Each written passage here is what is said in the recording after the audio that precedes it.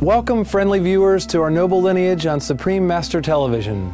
On today's show, the first of a two-part series, we will explore the compassionate and selfless philosophy of the Ananda Marga organization. It is officially known as Ananda Marga Pracharaka Samgha and was founded by Shrii Shrii Anandamurtiin in Jamalpur, Bihar, India in 1955.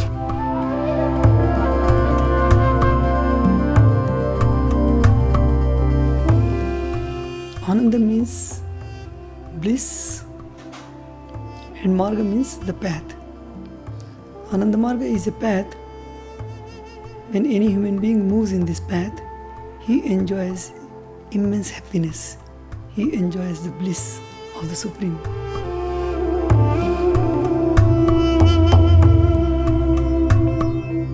Ananda Marga is both a spiritual and social movement. Its adherents strive for unity with the universal consciousness, while at the same time doing their part for societal balance. We'll be traveling to Korea, Formosa, or Taiwan, and the United States to hear from some of Ananda Marga's international members, including Dada Shabhasantananda from India, and Didi Ananda Rashmika from the Netherlands, and Mike from San Jose, California, USA.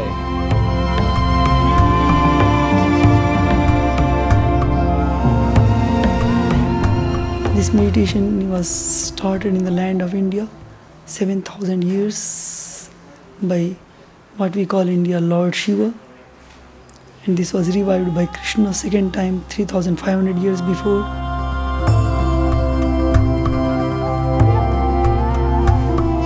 Its spiritual concepts are based on ancient Hindu and Vedic texts and follows tantric yoga traditions. Shrii Shrii Anandamurtiin wrote, "The Supreme Entity is the vastest entity, the ultimate source of all cosmic emanations. The Supreme Entity, which is difficult to conceive, is the subtlest of the subtle. He is farther away than any other entity, but again he is nearer than the nearest. Only the one who looks into the innermost recesses of himself can realize the Supreme Entity."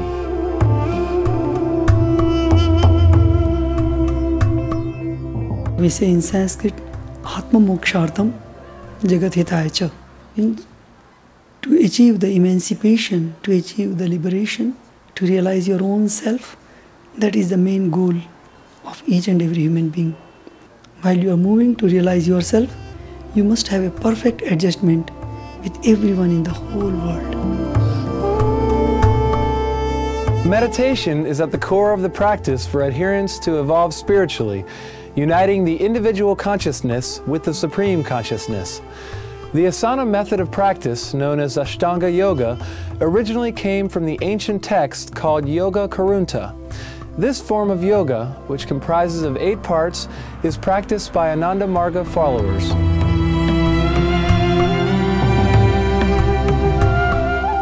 The first 2 parts are called Yama and Niyama. Yama are the principles of morality relating yourself to the society, how to make a very good relation with the society. The second part is called Niyama. Niyama is the principles of morality for your own self, to develop your own personality. The third step is what the world knows as yoga, but it's actually asana. Yoga is all the steps together. Asana is a science which you can call biopsychological. The mind depends on the body and the body depends on the mind. Both are related to one another.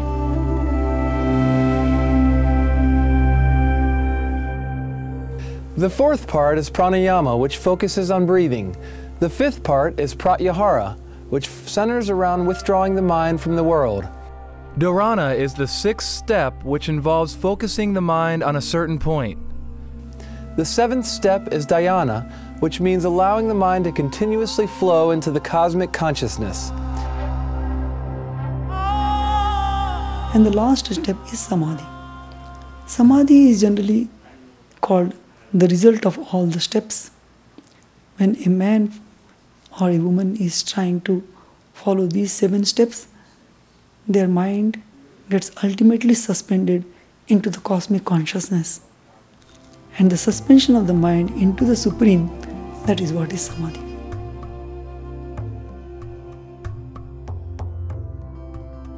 Kirtan is a type of chanting practiced in some Indian devotional religions prior to meditation to help calm the mind.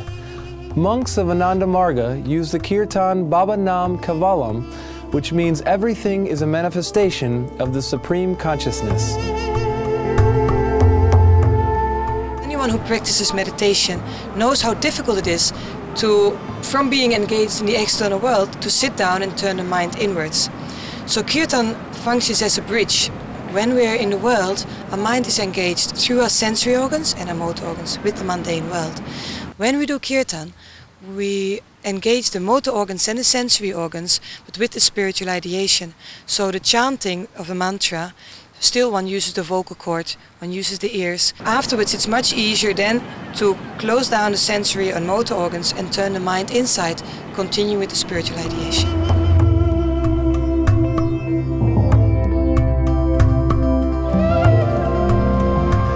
Many religions emphasize the power of group effort, as does Ananda Marga with group meditation.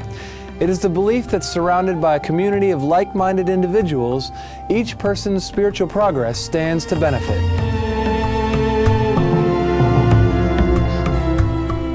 Even if meditation practice is personal and internal, everybody is encouraged to attend collective meditation once a week. Everybody is doing meditation, everybody is focusing their mind in the same way, it creates a collective vibration that benefits a lot on the spiritual level. Please stay tuned to Supreme Master Television.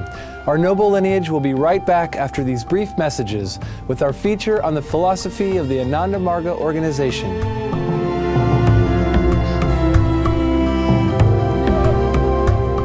So the service and the self-realization are together in this path. So there is no chance of neglecting the human society while you are moving towards your goal of life.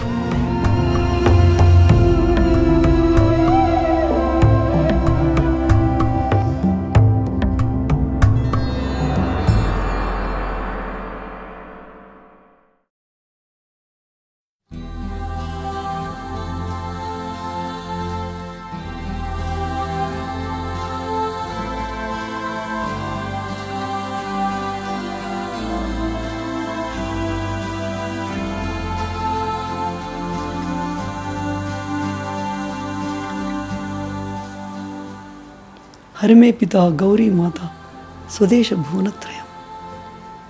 The Supreme Consciousness of the whole universe is my Father, and the cosmic nature is my Mother, and the whole universe is my family. This is the motive with which all the Anandamurtis move and behave in their life.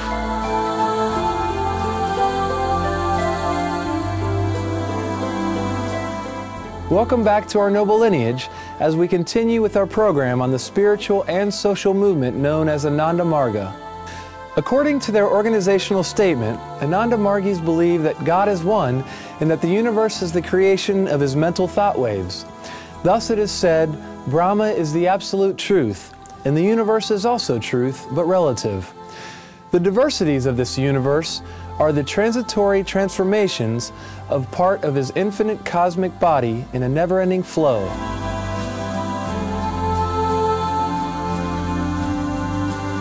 Society forces the human mind to keep themselves in a small circles of various divisions in the name of countries, in the name of the cities, societies. We make so many divisions, but human society is one. It is indivisible. We cannot divide it in any way. All the human beings are brothers and sisters, and the whole universe is one family. The meditation practices of Ananda Marga are offered to all, irrespective of caste, creed, or religion, so long as the individual aspirant seeks spiritual expansion. This openness and equality is a basis of the group's beliefs of universalism, where justice, security, and peace for all are advocated by its members.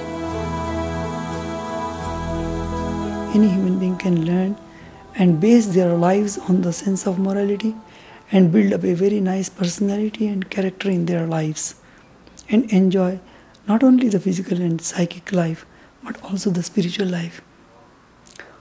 And to make every human being spiritual is the main motto of this mission. Due to Ananda Marga's principles of spiritual and social equity, individuals who practice this path must make a commitment to be morally sound and practice selflessness towards others. Abiding by moral standards is also a form of protection for the spiritual practitioner. When somebody does this meditation of Ananda Marga, because it is an ancient science given by Shiva and propagated by Krishna, so this immense strong force, like a small bulb is connected with the powerhouse. So if the bulb is not properly maintained, if there is no sense of strong morality in them, then the bulb may burst.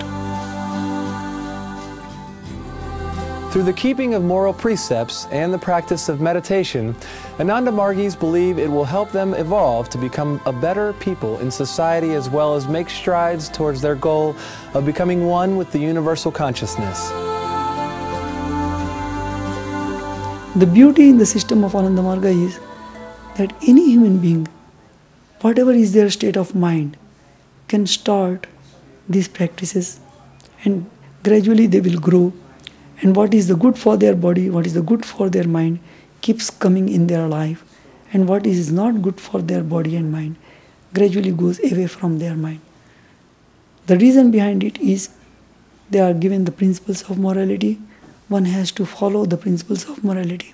Now, after I look at myself through the years, I see that my life has changed completely. I used to drink, I used to smoke, I used to eat meat. And then when I was introduced to the meditation, I realized that there's something that flows through everything that is very dynamic and isn't static. And the lifestyle I was living was very static. All of a sudden, these changes started to be made. I enrolled back in school. I started to work for a non-for-profit. I stopped cursing. I stopped drinking. I stopped smoking. Even though for years I had tried to improve myself, and it was very difficult, but then meditation was the tool that actually helped me achieve these goals. The material world entices our senses with all sorts of attractions, which fuel human desires. However, when humans realize the illusionary nature of this ephemeral world and our own physical limitations, we strive for a higher ideal. Among all these desires, there is one desire of liberation. And when this desire becomes stronger than all other desires, then the Master appears in your life. So He is there inside our mind. In the form of our soul, the Master is present in us. Even the plants and animals also have the souls. Human beings also have the souls. So everybody has the Master inside them. It is this respect for the God nature in all beings, including our animal co-inhabitants, that Ananda Margis adopt the vegetarian diet. Please join us next Sunday on our noble lineage for the second part of Ananda Marga in the spirit of love and service to all brethren, as we explore further the concept of ahimsa in the belief system of Ananda Marga. It was a pleasure to have you with us for our noble lineage today. Up next is Between Master and Disciples here on Supreme Master Television. May the grace of heaven bring boundless blessings and miracles into your life. To learn more about Ananda Marga, please visit www.anandamarga.org. For more details, please visit www.suprememastertv.com/NL.